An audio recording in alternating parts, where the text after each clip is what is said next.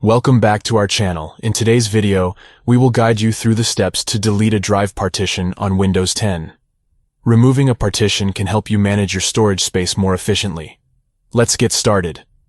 To begin, open the Start menu by clicking on the Windows icon located in the bottom left corner of your screen. Next, in the search bar, type Disk Management and click on the top result. This will open the Disk Management utility. Within the Disk Management window, you will see a list of drives and their respective partitions. Select the drive that contains the partition you want to remove. Now, right-click, using your mouse or trackpad, on the specific partition you wish to delete. From the context menu that appears, select the Delete Volume option.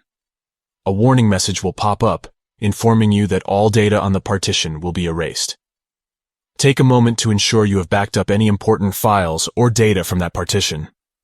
If you're ready to proceed, click the Yes button to confirm the deletion. And just like that, the partition has been successfully deleted from your Windows 10 system.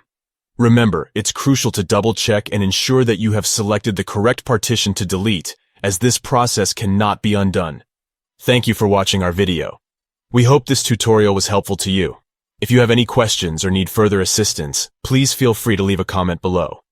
Don't forget to like this video and subscribe to our channel for more useful tutorials. Until next time, take care.